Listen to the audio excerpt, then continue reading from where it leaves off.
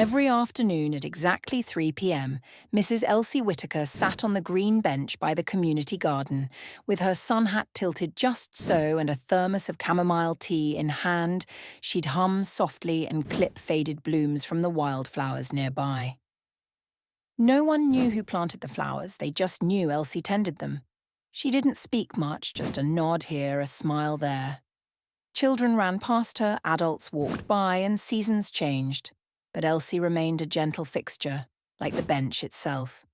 One autumn afternoon, a boy named Marcus wandered over, dragging his backpack like an anchor. He dropped onto the bench without asking.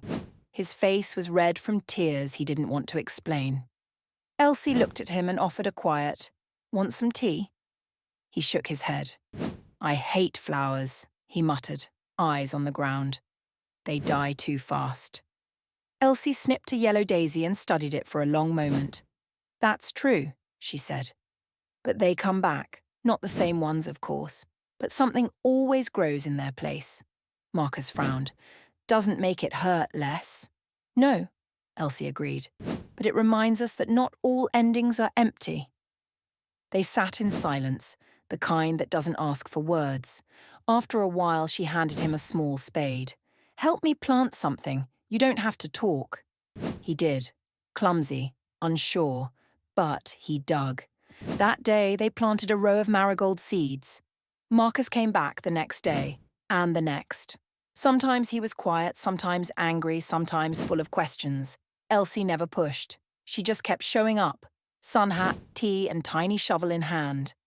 As weeks passed, Marcus began to change. Not quickly, not perfectly. But he smiled more. He stayed longer. He started helping other kids plant their flowers too. And one spring afternoon, long after the bench had faded a shade lighter from the sun, a new row of marigolds bloomed beside it, bright and golden.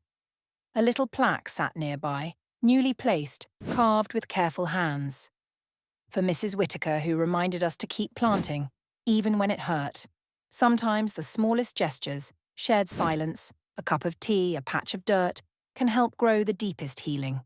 Thanks for reading. Stick around for more quiet stories that speak loudly.